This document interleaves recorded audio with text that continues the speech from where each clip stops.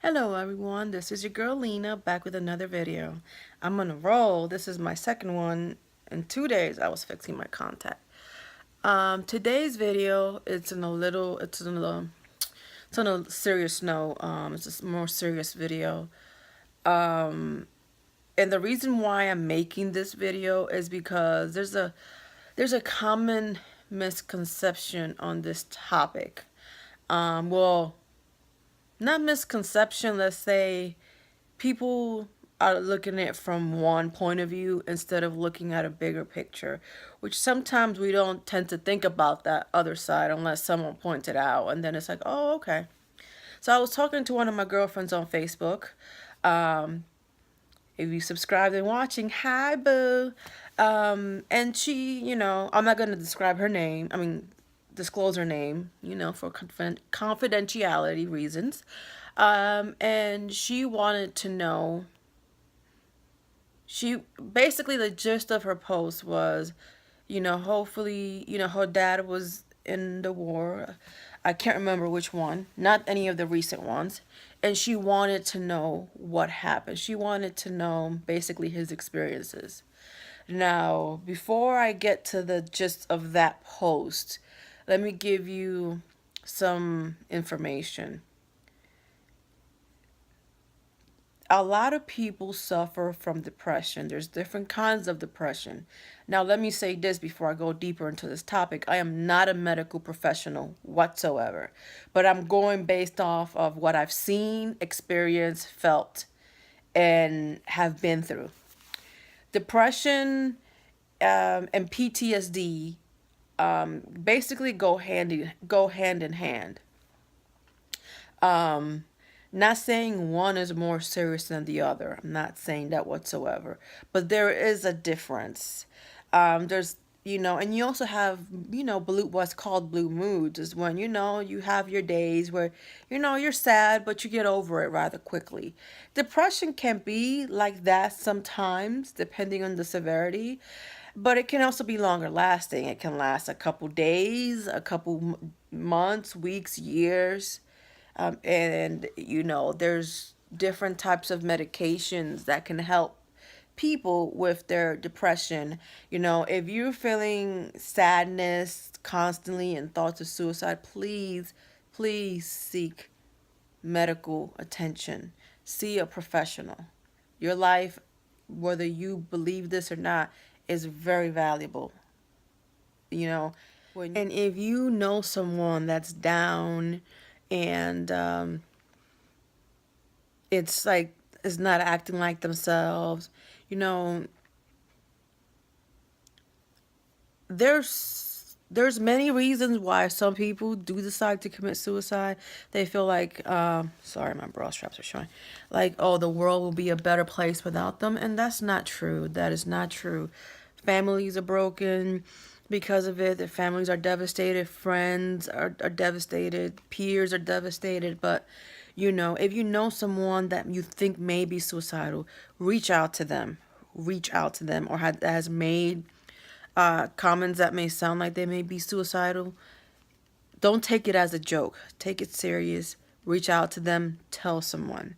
But to get back to the depression, there's different types of depression. And in this one, I'm using depression as a general term, and to address it to PTSD, which is post traumatic stress disorder, which they go hand in hand. Now, again, I am not a medical professional. I'm going based off what I have experienced and seen. For a long time ago, for many, many years, I suffered from depression. I even had a doctor tell me I was a manic depressant. Um, I was on the pills and the medication. None of it really worked for me. It kind of mellowed me out too much to the point where I felt like I was a zombie. And I didn't like feeling that way. And, and this was back in, oh God, the early 2000s.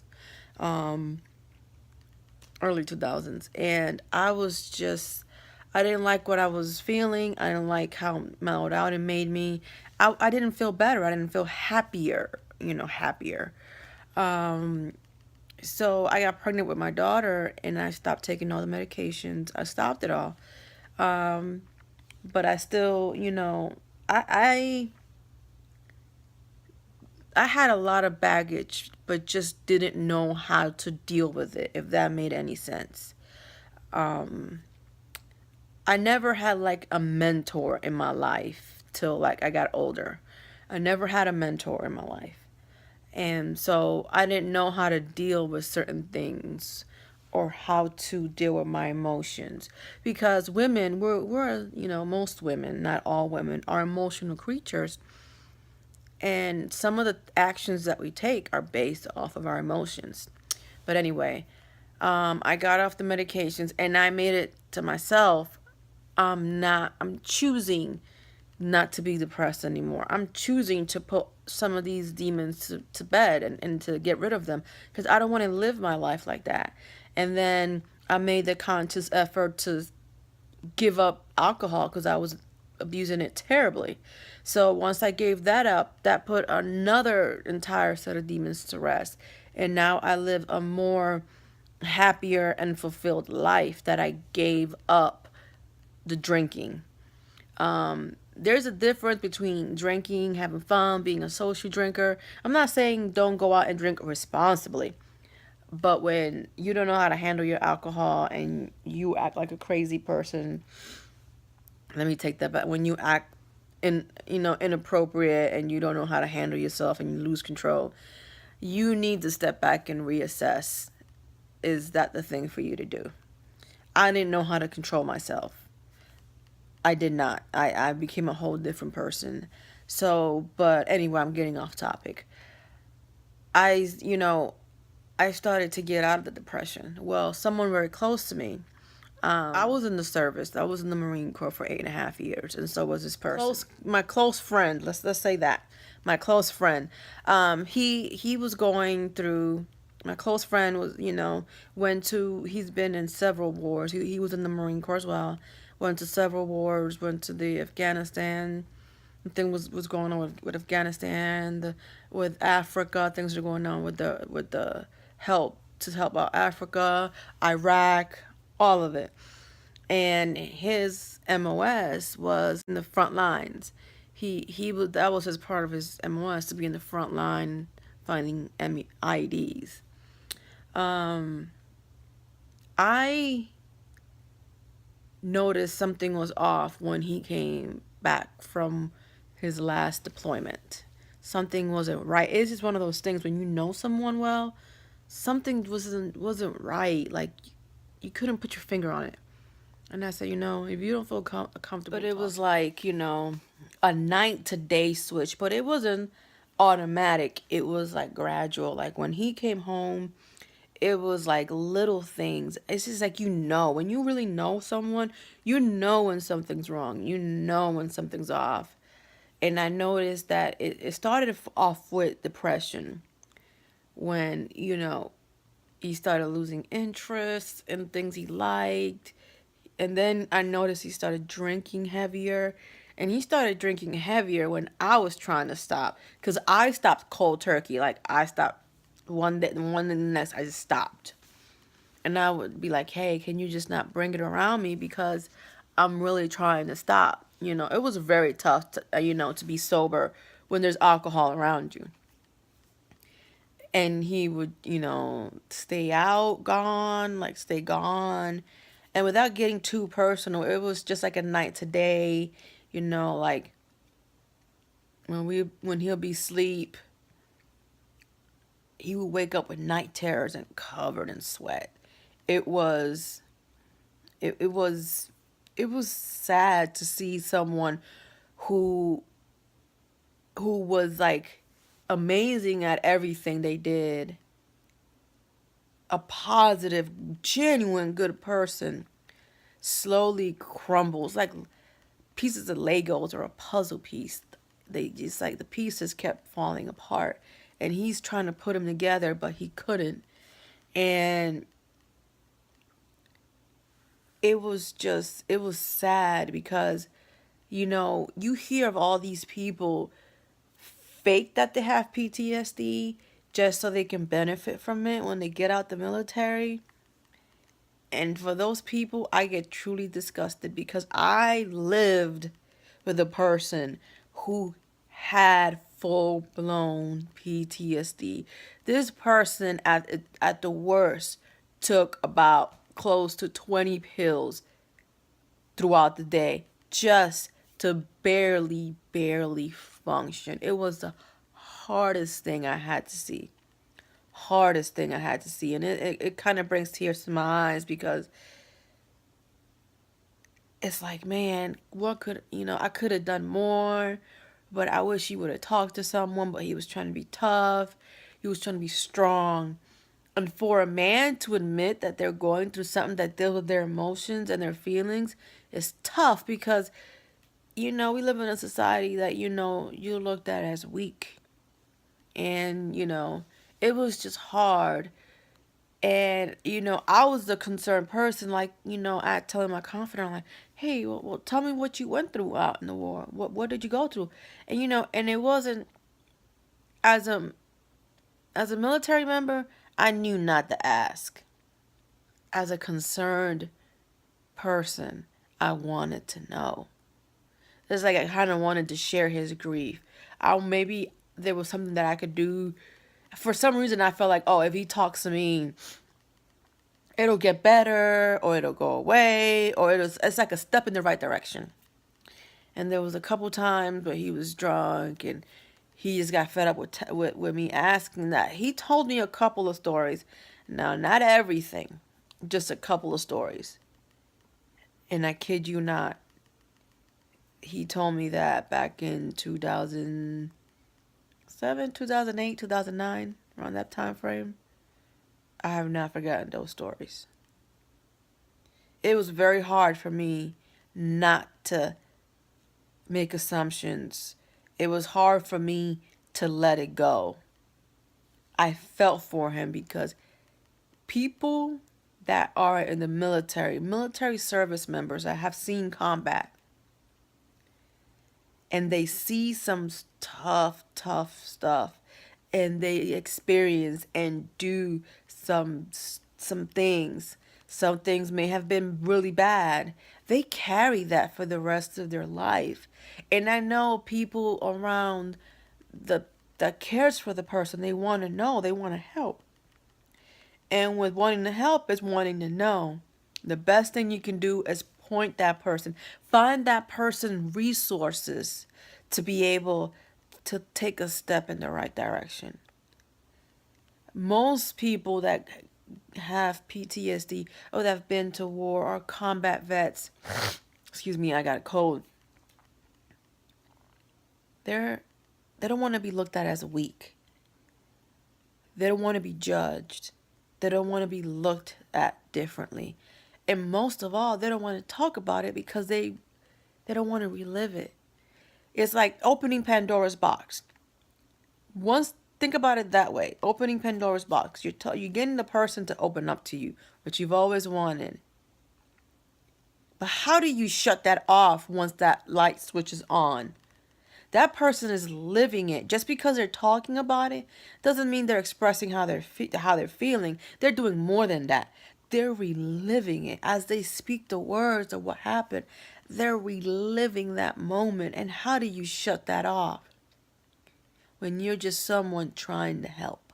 That is not a medical professional. You don't.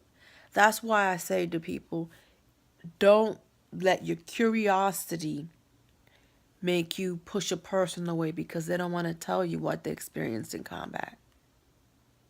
Point them to somewhere where they can get the help they need.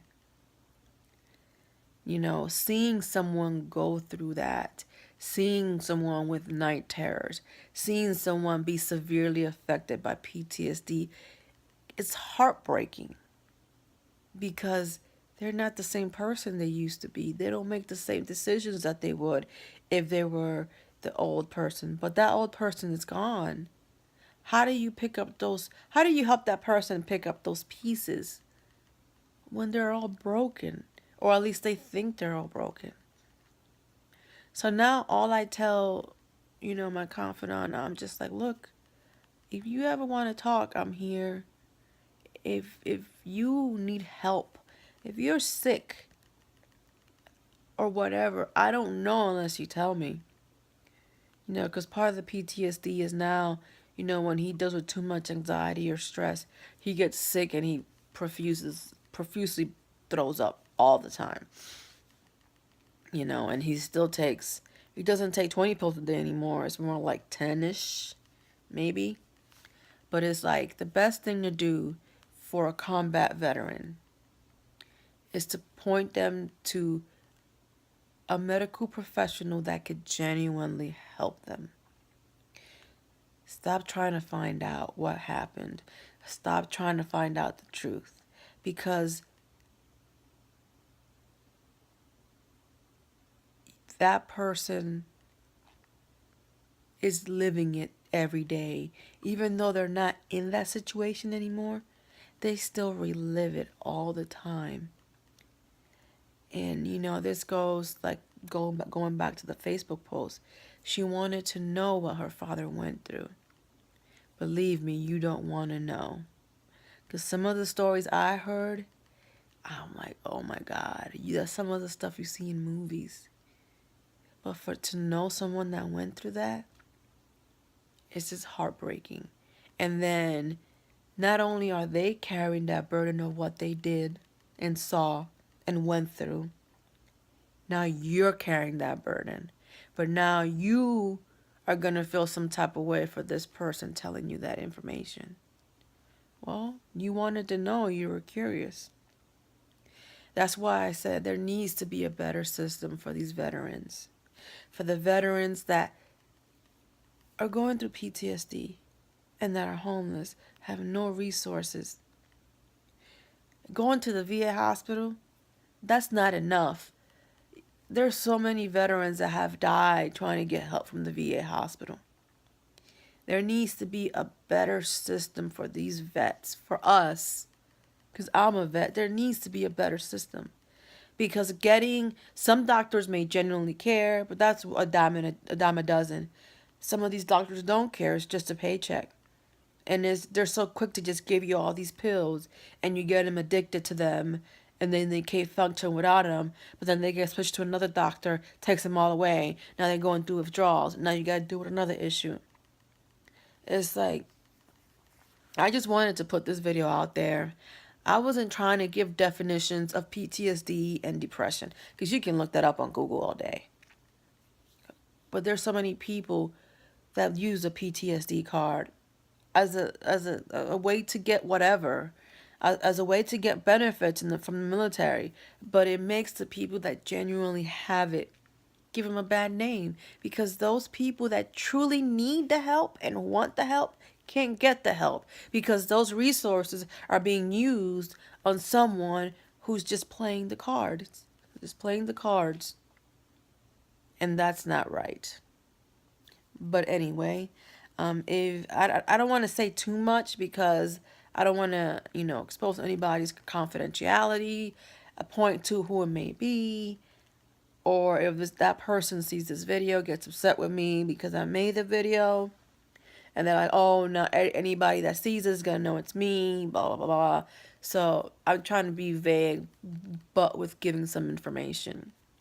PTSD is not like it goes alongside with depression, but PTSD has physical symptoms as well. It's not just losing interest in doing the things you love, or isolating yourself from people or the world, being sad all the time, and just wanting to lay in bed and cry.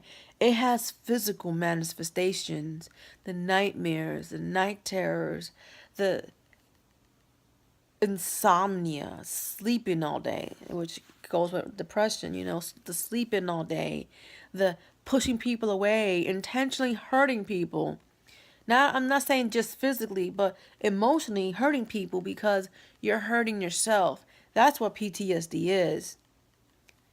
And there's so many more physical symptoms that come with it, but it depends on the person.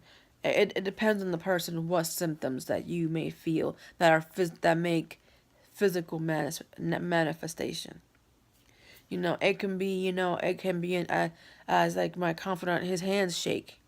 like profusely. Like he has hand tremors. Um, and he also has, injuries and brain injuries, and it's just, if you know someone that has PTSD and you want to help them with finding resources for them that can help them, live a better quality of life. Because that's ultimately what they're trying to do. Some way put the pieces back together so they can live a semi normal life. And until my next video, I'll see you guys later, or talk to you later. If you have any questions, just leave them in the comments down below. Bye.